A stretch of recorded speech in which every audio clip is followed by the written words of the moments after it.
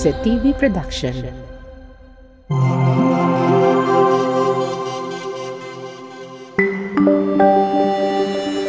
Your only island TV channel.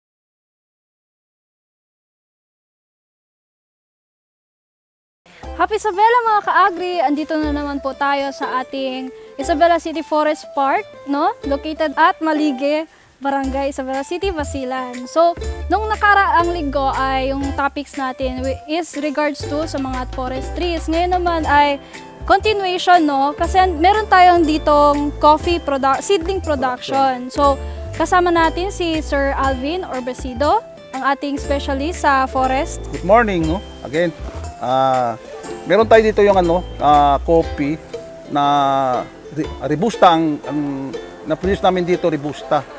So at this moment meron na tayo 6,000 na Robusta seedlings.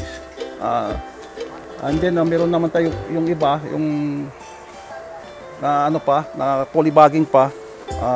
And then ito ang continuous namin to kasi ang target namin ang mga 50,000 talaga ang i-produce namin ng Robusta. Yung coffee. So, para sa yung mga alien lupa dito sa Basilan, at least pwede nila i-avail ito mga seedlings natin. At least magbalik ulit yung sigla ng Basilan ng sa coffee. Yun. So, sir, ano po ba yung management nyo dito, sir? Ilang months na po ba yung ating coffee seedlings dito, sir? Ito ngayon, parang pa lang ito ngayon, 1 week na ito sa hardening. So from sa planting and then to transfer dito ngayon sa hardening for caring na 3 weeks na ito dito ngayon. 3 weeks. So saan po galing mismo yung yung coffee na to, sir? Saan mother plant po siya galing? Ang mother plant dito lang mismo nakuha namin sa Forest Park ang mga ang seedlings dito lang sa loob kasi mostly dito sa Forest Park meron na planted noon dito yung mga Robusta kaya kinuha namin kasi madali lang ma-adapt yung yung climate niya, adapt ang area. Okay. So ano po ba yung care and management niya dito, sir, with regards sa coffee seedling production? Kasi napaka-crucial pag sisimula pa lang, no, sir? Yeah, lang yung ginagamit lang namin yung caring talaga sa seedlings. Yung proper na lalagay ng fertilizer, and then weeding. Anong fertilizer yung ina-apply niya, sir? Organic? Nilagay namin dito yung complete fertilizer. Yung 14-14-14. The same time, meron naman dito yung oil enhancement yung sa polybagging. Before yung sa planting pa lang namin, yung bagging pa lang, meron na ito yung soil enhancement, yung vermicast. So, nilagay namin ito para at least hindi talaga yung true, yung sunlight. Direct sunlight. Para at least hindi talaga mainit. So, ito yung purpose niya. Okay, namamatay po ba, sir, yung ating mga seedlings if directed yung sunlight sa kanila, sir? Minsan kasi, tingnan natin ngayon kasi ang climate natin ngayon, hindi na tayo pwede masabi. Minsan mataas talaga yung heat. So, kailangan ilagay namin ito para at least hindi masyadong ang heat ang tatamaan sa kanila. So, dapat yung minimal exposure lang din talaga, sila, no? So, ayun nga po mga ka-agri, no? Sino-sino ang mahilig sa kape dyan? Dahil sa aming pagbabalik ay tatalakayin namin ang different species ng ating kape. Dito lang yan sa Agri-Cool Show.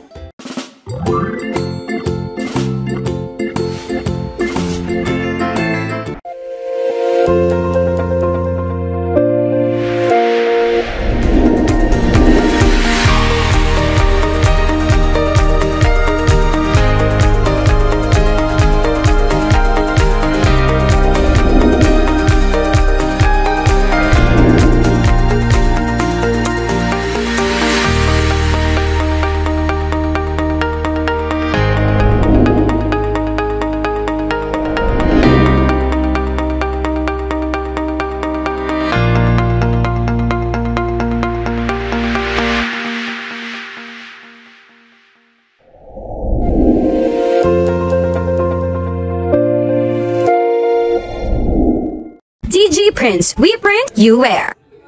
We offer customized uniform, PE uniform, teacher's uniform, full sublimation, sports jersey, polo shirts, t-shirts, DG Prints. We print, you wear. We are located at San Rafael Barangay, Isabela City, Basilan. Call us at 0966-3259-481.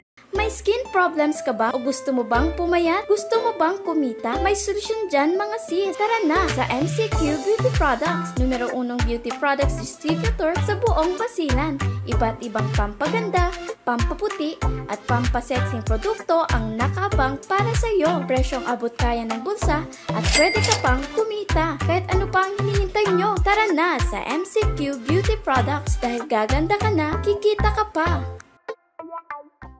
Ako si Lira, isang high school graduate at incoming senior high school student. At dito magsisimula ang aking pangarap. Anak, wala tayong pangmatrikula. Pero Papa, worry no more. Sa Corban, no enrollment fees required. Free tuition, free school uniform, free school supplies, and free CESA training. Our spiritual growth, borderless teamwork, honesty and trustworthiness, optimism, nurturing and caring culture, innovation and competence will take you further. We offer senior high school academic tracks, accountancy, business and management, humanities and social sciences. We also offer TVL tracks, information communication technology, and home economics. Corban Institute of Technology Training and Assessment Center Incorporated. Enroll now! Dati, paisa-isa akong maggamot sa flu at iba pang sakit, kaya paisa-isa rin ang paggaling. Ngayon, wais manzano na ako. Para sigurado sa pagbangon, I choose only BioFlu. Ang isa, kaya ang lahat. Babangon ka sa BioFlu. Unilab yan. Ang tunay na laban? Nasa araw-araw yan. Daming dapat gawin. Pero hirap pumalaw pag may sakit ng katawan.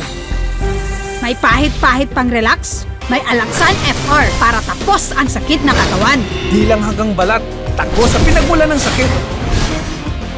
Araw-araw na laban, Ipanalo mo yan. ang di abot ng pahit-pahit. Tinatapos ng Alaxan FR. Alagang Unilab yan. Ang 40D, tumutulong patibayin ng vital organs, iwas sakit sa puso at iba pang sakit.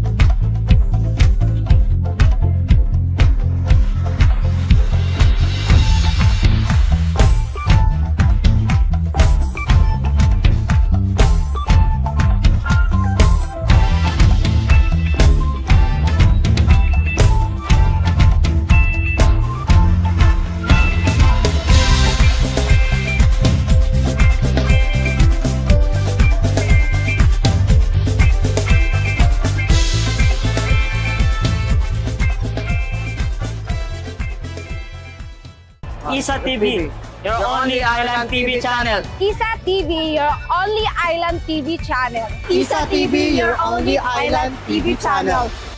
Isa TV, your only island TV channel. Isa TV, your only island TV channel. Isa TV, your only island TV channel. Isa TV, your only island TV channel. What's up? Isa TV. Isa TV. Isa TV. Isa TV. Isa TV. Isa TV. Isa TV. Isa TV. Isa TV. Isa TV. Isa TV. Isa TV.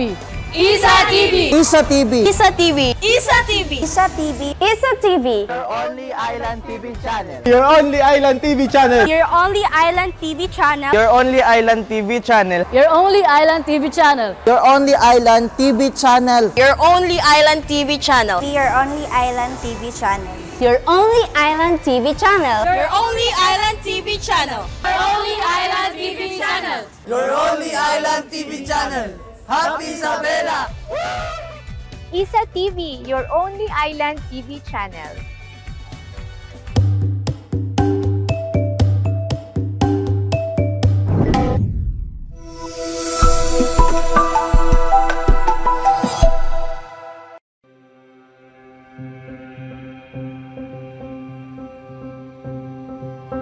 A lot of us, I know from Basilan, talagang naging buhay ho ang farming. Alam ko, sina Mujib, sina Govjim, ganun din ho ang naging buhay. Kaya lang, ang isa hong malaking challenge sa atin, lalo na ho nung nagkukulisap, tapos eto ngayon, yung rubber infestation. And then, nung naging mayor ho ako, nalaman ko ho na more than 90% ng gulay ho natin ay galing pa sa labas. So, parang mahirap tanggapin yon kasi ang lawak ho ng lupain natin. Lagi ko hong sinasabi, ang Isabela City alone ay halos twice the size of Quezon City. Tapos ang population natin is 133,000. So ibig sabihin, napakalawak pa ho ng lupain natin. Anong ginagawa natin? Ma'am Dada now has the power to decide what we can do in this city to prepare the farmers to answer all those questions. Of course, the national agencies like DA, DAR, and all that, they are there to help Ma'am Dada.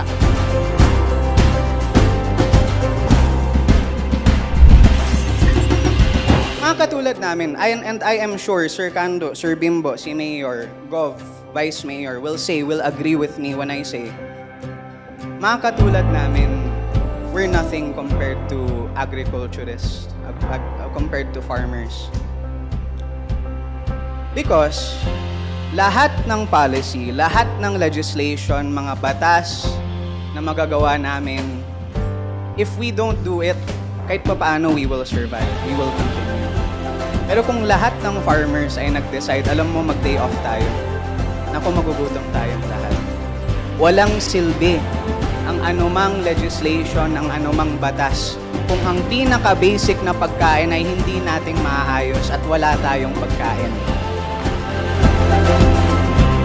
Isabela City, as part of the island province of Basilan, may potentially be isolated by disasters, man-made or natural, but with your initiative on food and economy, you can rise above these challenges and emerge as a self-sustaining and resilient LGU. 19 days, nagkaroon ng Zamboanga seeds.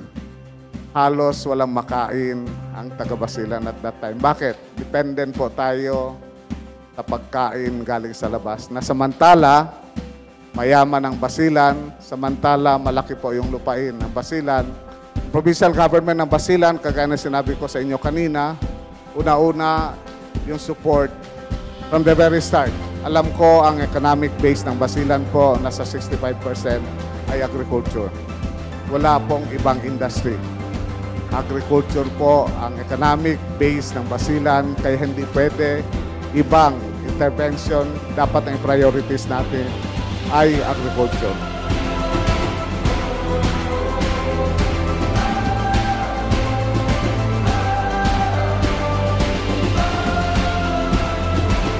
In the Sanggunian, we have ordinances that support our local farmers and landowners, and one of which is community organic gardening. It's my first time here in Basilan and I see a lot of potentials. No? Number one, food security. You're in an island. You're in a very unique position to support yourself and support others. So if you will be able to produce the food that you need and turn it into a business and support others that will need it, it will definitely push Basilan forward. Kasi ang pinakamalaki ngayon nating gastos would be, di ba, logistics, transportation. The gas is grabe high, pataas ng presyo. So kung mapoproduce yung pagkain sa loob, mawawala yung logistics. Mawawala yung presyo na galing sa labas papasok at babayaran natin yung cost of production and cost of transport from one place to another.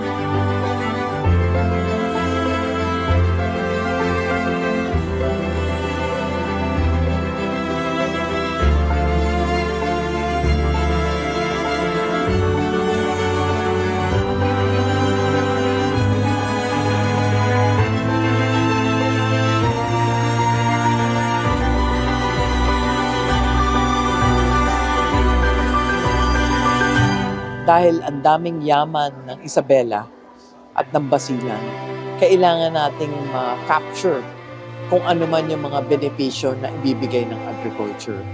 So, very crucial na ma-recognize natin na malaki ang role ng agriculture sa pag-unlad ng Isabela at ng buong Basilan.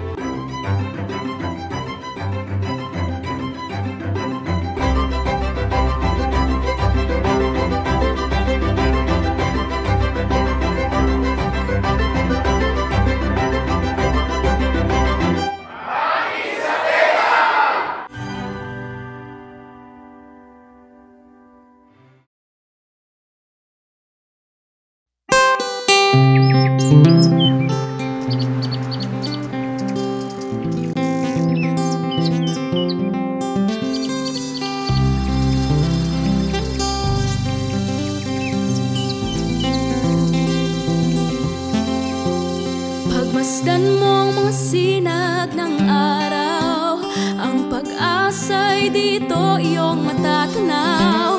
Sakay sa sakayan na puno ng pangarap, anumang alon ay nalalampasan.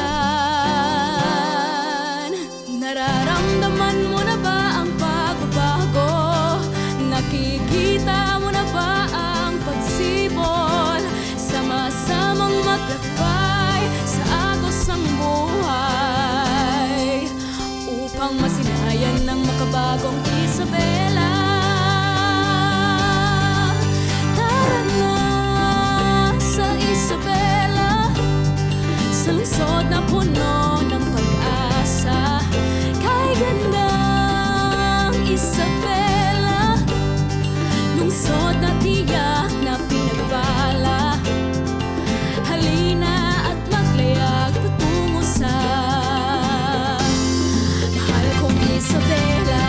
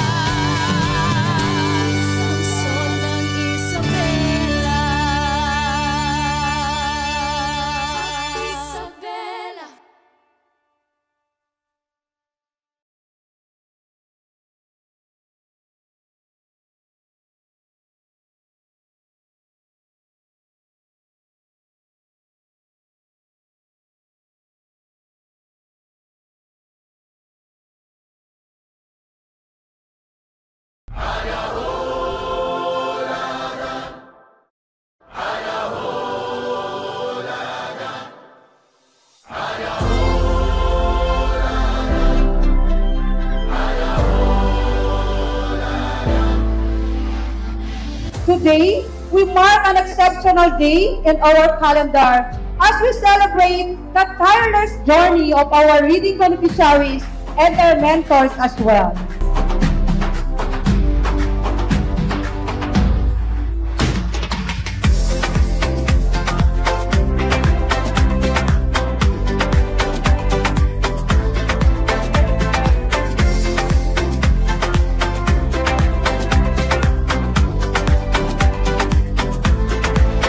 No amount of words could express how grateful Busay Elementary School that our very own Mayor, Siti Jalia Turabin Hataman, leading and paving our way into the pedestal of reaching our aspirations with our learners that are truly indeed have reached greater heights. Ang akin lang ho talaga ay pasasalamat sa lahat ng nagkaisa, tumulong para ma-achieve natin yung goal natin, which is none other than matutong magbasa yung mga anak natin. Congratulations po. Ipagpapatuloy po natin ito. Maghahanap tayo ng susunod pang mga schools na pwede nating puntahan. Ang mahalaga, na-prove natin na effective yung ginawa nating programa. Na-prove natin na effective, and we can always share this for those who would want to replicate.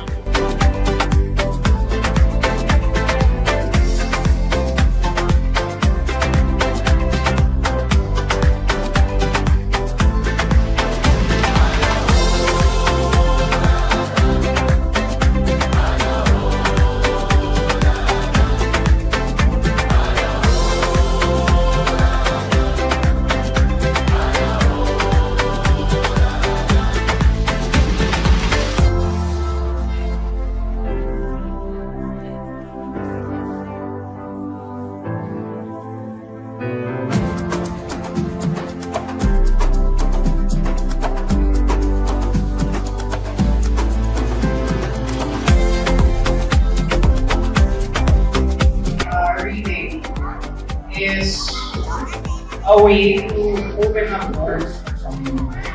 Learning to read is sort of parang susi siya. And no matter what happens, we are always here for you.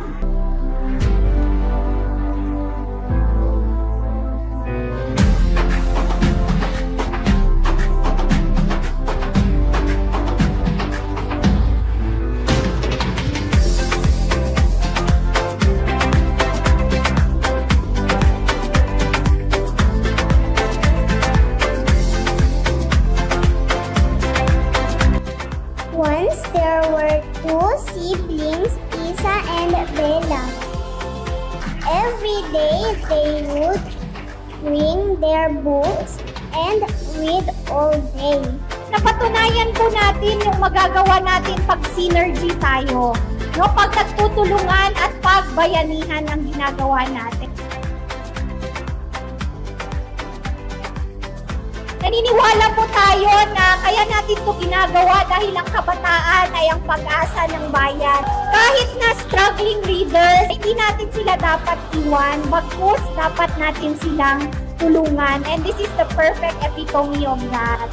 As we continue to journey into the realm of enhancing the reading capacity of our learners, we truly indeed have high hopes that definitely will be able to combat if all of us here, all of us gathered here, will share and will care, will give a helping hand and a big heart to pursue dreams into a reality.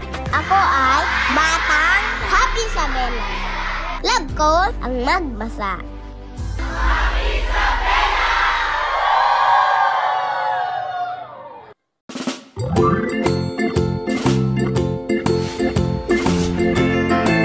So, nagbabalik po ang Agri-Cool Show. So, since usapang kape no, sir, ano po bang paborito nyong kape? Sa lahat ng mga kape no, sir, mayroong caramel macchiato, mga americano. Favorite ko talaga coffee, pure coffee. Pure coffee. Ano po ba yan, sir? Pure coffee. Walang sugar. Para mapin mo talaga yung lasa-lasa ng coffee. For example, pure coffee ng Excelsa, pure coffee ng Robusta. Yun talaga para at least pwede natin i-distinguish kung saan talagang mas masarap. Ayun. Kailangan walang sugar, kailangan pure. No sugar. Ilang times po ba sa isang araw nagkakape kayo, sir? Actually, kung more than 7 to 5, yung maximum parang 7 cup. Kasi kung hindi ako makakopi, hindi ako makatulog. Oh. Minsan gali mga 12 ng gabi hindi pa ako makatulog, kailangan ko inom ako ng kopi para makatulog ako. Oh, ano pagkabaliktad? Ba't baliktad sa inyo, sir? Kaya talaga yung base experience ba. Hindi ako makopi, hindi ako makatulog, kailangan ko inom ako ng kopi para makatulog ako. Grabe. So shout out rin sa ating field director diyan. Grabe makainom ng kape. Ayan. So sir meron tayong mga iba't ibang species ng kape. So, pag-usapang kape, sir, yung sinasabi nila is, palagi nating tatandaan yung real, word na real. O kasi yung real po, merong acronym. So, ano po ba yung REAL? Robusta. E. Excelsa. A. Arabica. At yung L, sir? Liberica. Liberica. So, ayun ang real. Real na kopi. Ayun. So, sir, mostly, yung Robusta dito, how about sa mga, yung ibang nabanggit natin, sir? Ano yung mga ibang nabanggit natin na coffee, sir? Di ba yung Robusta is most common dito sa Basilan? Ayan, actually, ang mas common dito sa Basilan is Robusta and Excelsa talaga. Mas marami dito sa Basilan. So, may plantation tayo dito sa yung Mensi dati. Yung talaga yung sa kanilang coffee, yung Excelsa. And then sa outside plantation, marami itong Robusta. How about yung sa Liberica, sir? Yung ganun, sir? Mga Arabica? Marami yata sa Sulu, ganun. Sulu. And then yung isa parang from sa Luzon or masyado dito sa atin, sa area natin. Yung Liberica. Liberica. Yun. So yun nga po mga ka-agri, nalaman natin kung ano yung coffee na common dito sa Basilan at kung ano yung real. So sir, nung nakaraang episode natin is napag-usapan natin yung different tree species and yung management nyo, na pag-alaman natin kung yung mga white lantula, lawaan, yung mahogany, yung ating mga rubbers and other tree species na dito kinikare ng ating environmental division. So sir, aside sa and ngayon naman sir, meron tayong coffee since yung ating forester is tinutumbok niya rin yung agroforestry. Tama po ba, sir? Yeah. Okay, hindi lang siya forest, kundi meron din agriculture. Sir, ano po ba, meron po bang types of land like for forest, for agri, mga ganun po, sir? Actually, yung focus ng environmental division, hindi lang focus lang sa protection kasi ang may classification ang lupa. Meron tayo timberland and meron tayo agricultural land. So, sa forest land, meron tayo dalawa naman na classification. Meron tayong protection site area, meron naman tayo production area. Yun pumapasok na agroforestry na pwede rin natin itanim doon for agricultural crops. So yung may program ang DNR, yung social forestry, na binibigay nila ng certificate of stewardship na at least to develop, hindi maging idle yung lupa nila. So kailangan pwede nila itanim ng agricultural crop at the same time forest crops. So meron doon sa contract at least at least 10% of the total land nila tanim nila ng forestries and then the rest for agricultural crops. For livelihood nila para hindi na sila ma-expand kasi dati mga tao magkaingin dito, after kaingin nila na productive yung area, papasok naman sila sa forest. So kaya naging malaki na yung nawala yung natural forest natin dahil sa kaingin. So yung may program ang government, yung social forestry, para hindi na sila ma-expand, hanggang doon na lang at least may hinawak sila ng certificate of stewardship. Yun ang purpose. Kaya dito kaya napansin niyo last week, bakit last episode meron tayong forestry at the same time meron tayong agricultural crops. Yun ang purpose para sa agroforestry area, sa production. So sir, matanong ko lang kayo, no, sakop nyo po ba yung, yung mga fruit trees din, production, sir? Yeah, meron tayo sa yung papasok na doon sa agroforestry. Agroforestry. Pwede natin fruit trees, yung agricultural, yung parang rubber and coffee for livelihood nila. For livelihood. Ayun nga po mga ka-agri, no, nalaman natin yung mga, kung ano pa yung ginagawa ng ating environmental division. So sir, aside from dito, no, ano po ba yung mga iba pang programa ng opisina ng the City of Agriculture Office in which yung division nyo po yung naghahawak? Actually, meron kami na dalawang kasi meron naman tayo sa coastal. So, paano natin i-protect naman yung coastal area natin? So, from landward to seaward. So, hindi lang kami papasok doon yung sa fish kasi sa fisheries na yon. Yung sa amin sa lang from Nipa down to seagrasses to corals. Yun lang ang paano namin i-protect. So, yun din ang baka sa susunod pwede naman tayo yung i-cover yung anong ginagawa namin sa coastal area. So, actually ngayon ang ginagawa namin is yung patrol lang sa coastal area natin sa Isabela City kasi kailangan i-preserve natin yung mangrove. At the same time yung buhangin natin sa Isabela City. Okay. Kasi yun ang mga destructive na ginagawa ng mga tao, yung buhangin. So actually dito sa Isabela, wala na tayong cases na minimal na lang ang cases natin sa yung quarrying sa white sand. Okay. Sir, balik po tayo sa forest, no, sir? With regards po, no, like, meron po bang mga farmers na pumupunta sa opisina nyo? Kasi more on trees, no, sir? Meron po bang mga farmers na pumupunta sa opisina na sir, na parang confiscate yung mga lumbers namin? Kasi yung mga ganong cases, sir? Actually, meron. Last week, meron tayong cases na apprehend, na naputol, na illegal. So, yun din ang Actually, meron kami, every time, meron naman kami ginagawa na inspection para malaman namin kung galing ba ito sa private land o sa timberland. Oh, okay. Yung mga kahoy na lumalabas dito sa Isabela City. Sir, may nabanggit po kayo, no, na last week may mga kasong ganon yung illegal logging, sir, no? Ano po bang proseso or mga requirements na kailangan malaman ng ating mga ka-agri before magputol ng puno? Actually, first, gagawa pa ng inventory. So, inventory namin kung ang area is private or timberland. So sa timberland, kung meron sila ISF, pwede rin sila meron naman sila production, pwede natin pwede rin ibigay sa kanila yung permit to cut. Pero ang process, kailangan first i-inventory muna natin yung kahoy, kung ilan volume ang meron siya sa loob. At ilan rin yung para at least kung may putol nila, alam natin kung ilan lang ang puno pwede nila iputol. Okay. O baka kasi meron dyan, i-inventory natin, sabi nila, 10 lang ang puno nila. And then mag-harvest more than 50.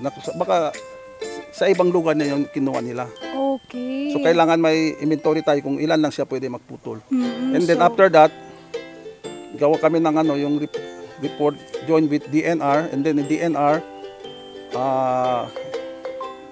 gagawa din ng certification yung sendro, and then babalik yung dito, and then pwede na sila magputol.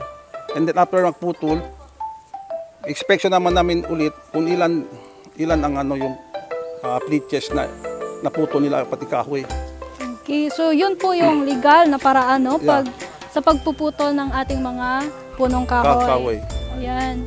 And then meron pa, after putol, kung transport naman, hihingi naman sila sa DNR na permit to transport. Okay. So from origin, kung saan nila dalhin yung kahoy. So, for example, no, sir, dun sa pinakadulo ng barangay ng ating Isabela, no, sir, like example, Lumbang. Tapos meron pa mga checkpoint. So, yun yung ipapakita nila na papel. Napakita nila, papeles. Okay. Yun pa, para hindi sila hulihin. So, for example, no, sir, if mahuli, saan po ba nilalagay yung mga lumbers na nahuli, sir, from our farmers, sir? Diyan sa the nearest office ng DNR, doon sila nilalagay. For anong purpose po niyan, sir? Yung tawag nila, custody. Custody? After investigation, kung talaga illegal, ano talaga yan po donation. So, pwede natin i-donate yan sa mga school, kung paggagawa ng mga bangko, chairs, yan. And then sa mga fire victim, pwede natin, So, pag ganun, sir, illegal laging, hindi na talaga yung pwedeng ikuha, ibalik ulit? Hindi na. Okay. After the case, pwede na yun natin i-request for donation sa mga fire victim or sa school. Ayun. Mahaba-habang usapan yung na-discuss natin with Sir Alvin, napaka-informational. And nasabi po natin from forest down to coastal areas. So ayun po mga ka-agri, mahaba-habang usapan and discussion with Sir Alvin Urbasido. Napag-usapan natin, sir, yung with coffee, yung agroforestry, to coastal, hanggang sa forestry. Ako po si Lucy Lim. Ako si Alvin Urbasido. Ito po ang show kung saan ibibida kung gaano ka-cool ang agriculture. Ito po ang Agri-Cool Show.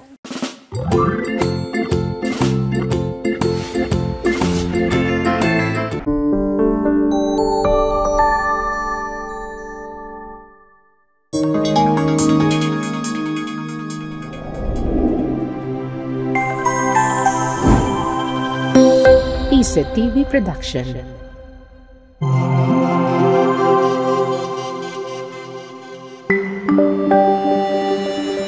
Your only island TV channel. DG Prints, we print, you wear. We offer customized uniform, PE uniform, teacher's uniform, full sublimation, sports jersey, polo shirts, t-shirts, DG Prints, we print, you wear. We are located at San Rafael Barangay, Isabela City, Basilan. Call us at 0966-3259-481. Ako si Lira, isang high school graduate at incoming senior high school student. At dito, magsisimula ang aking pangarap. Anak, wala tayong pangmatrikula.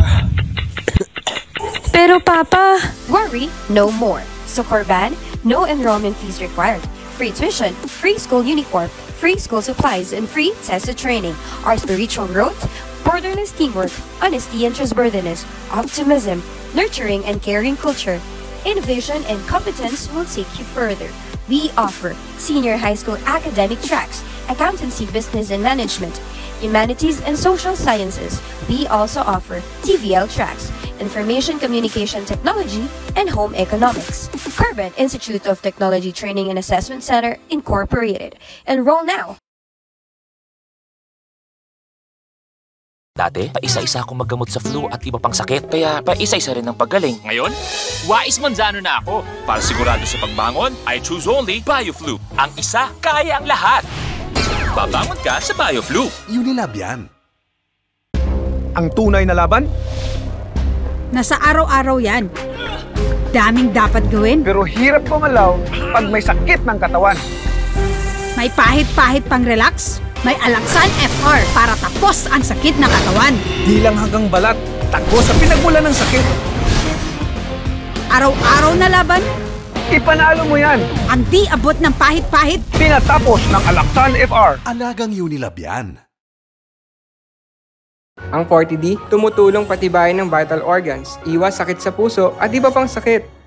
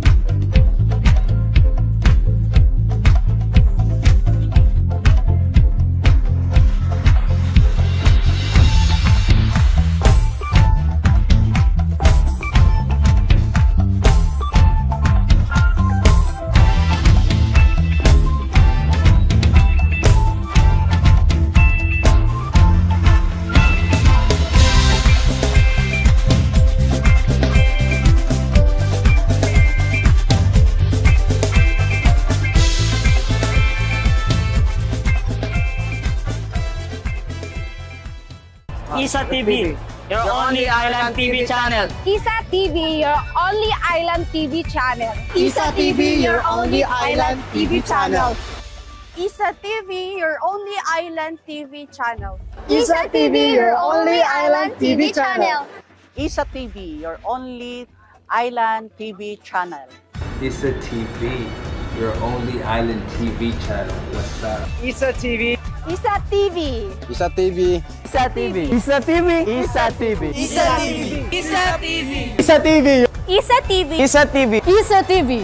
Isa TV. Isa TV. Isa TV. Isa TV. Isa TV. Isa TV. Isa TV. Your only island TV channel. Your only island TV channel. Your only island TV channel. Your only island TV channel. Your only island TV channel. Your only island TV channel. Your only island TV channel. Your only island TV channel.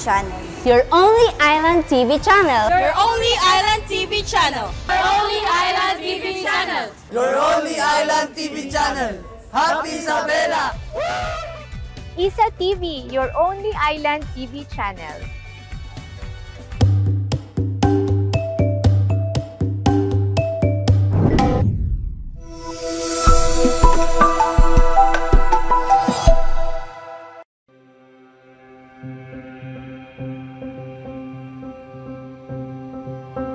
A lot of us, I know from Basilan, talagang naging buhay ho ang farming. Alam ko, sina Mujib, sina Gov Jim, ganun din ho ang naging buhay.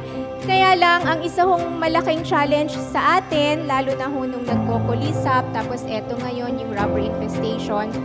And then, nung naging mayor ho ako, nalaman ko ho na more than 90% ng gulay ho natin ay galing pa sa labas. So, parang mahirap tanggapin yon kasi ang lawak ho ng lupain natin. Lagi ko hong sinasabi, ang Isabela City alone ay halos twice the size of Quezon City. Tapos ang population natin is 133,000. So ibig sabihin, napakalawak pa ho ng lupain natin. Anong ginagawa natin? Ma'am Dada now has the power to decide what we can do in this city to prepare the farmers to answer all those questions. Of course, the national agencies like DA, DAR, and all that, they are there to help Ma'am Dada.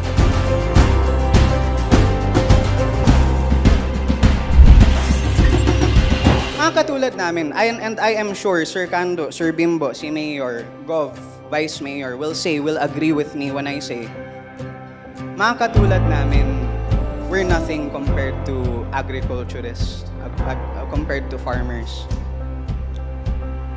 Because lahat ng policy, lahat ng legislation, mga batas na magagawa namin, if we don't do it, kahit pa paano we will survive, we will continue. Pero kung lahat ng farmers ay nag-decide, alam mo, mag-day off tayo, naku, magugutom tayong lahat. Walang silbi ang anumang legislation, ang anumang batas, kung ang pinaka-basic na pagkain ay hindi nating maayos at wala tayong pagkain. Isabela City, as part of the island province of Basilan, may potentially be isolated by disasters, man-made or natural, but with your initiative on food and economy, you can rise above these challenges and emerge as a self-sustaining and resilient LGU. 19 days, nagkaroon ng Zamboanga Seeds. Halos walang makain ang taga-Basilan at that time. Bakit? Dependent po tayo sa pagkain galing sa labas. Na samantala, mayaman ang Basilan, samantala malaki po yung lupain ng Basilan. Provincial government ng Basilan, kagaya na sinabi ko sa inyo kanina, una-una yung support from the very start. Alam ko ang economic base ng Basilan po, nasa 65% ay agriculture. Wala pong ibang industry. Agriculture po ang economic base ng Basilan, kaya hindi pwede ibang intervention. Dapat ang priorities natin ay agriculture.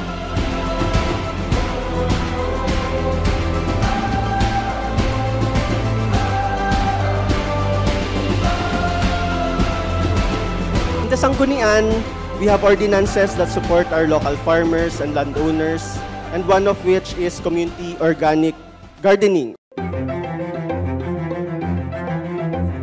my first time here in Basilan, and I see a lot of potentials. No? Number one, food security. You're in an island. You're in a very unique position to support yourself and support others. So if you will be able to produce the food that you need and turn it into a business and support others that will need it, it will definitely push Basilan forward. Kasi ang pinakamalaki ngayon nating gastos would be, di ba, logistics, transportation. The gas is grabe, pataas ng presyo. So kung mapoproduce yung pagkain sa loob, mawawala yung logistics. Mawawala yung presyo na galing sa labas papasok at babayaran natin yung cost of production and cost of transport from one place to another.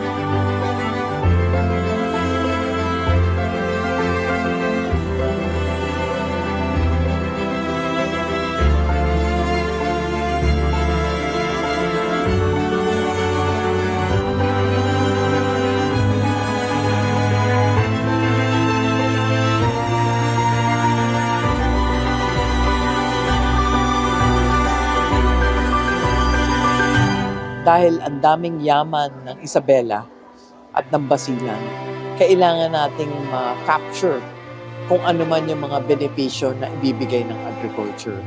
So, very crucial na ma-recognize natin na malaki ang role ng agriculture sa pag-unlad ng Isabela at ng buong Basilan.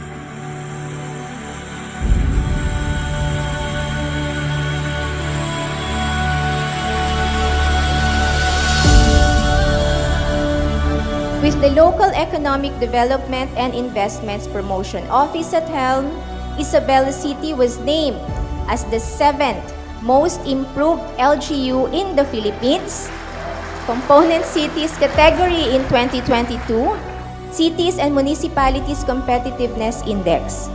This makes Isabela City as the 2nd most improved LGU in the entire Mindanao.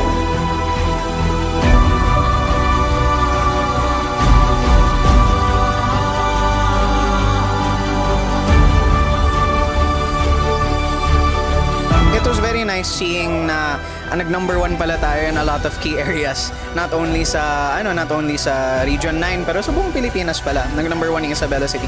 So very proud to see yung work ni Mayor and of course yung work nyo as part of her team, diba?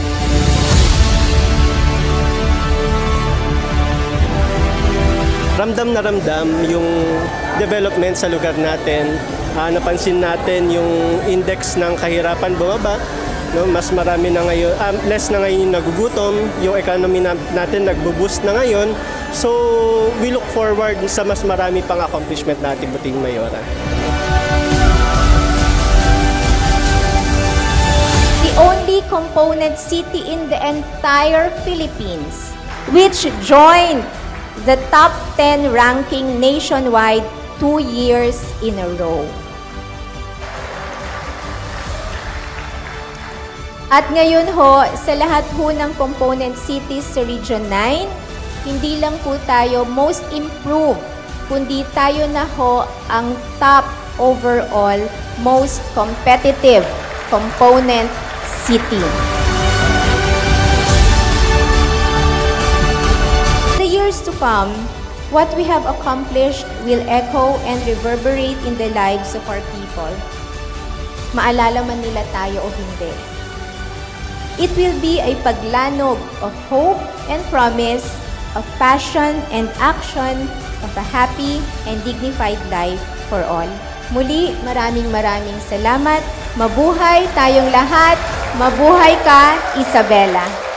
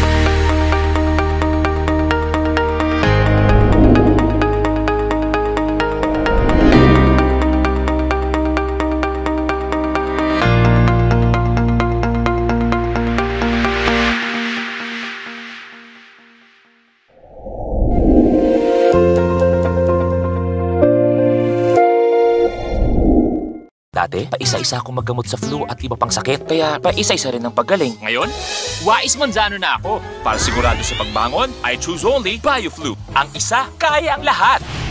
Babangon ka sa BioFlu. Unilab yan. Ang tunay na laban? Nasa araw-araw yan. Daming dapat gawin. Pero hirap gumalaw pag may sakit ng katawan. May pahit-pahit pang relax. May Alaksan FR para tapos ang sakit na katawan. Di lang hanggang balat, tagos sa pinagmula ng sakit. Araw-araw na laban. Ipanalo mo yan. Ang di abot ng pahit-pahit. Tinatapos ng Alaksan FR. Alagang Unilab yan. Ang 40D, tumutulong patibayin ng vital organs, iwas sakit sa puso at iba pang sakit.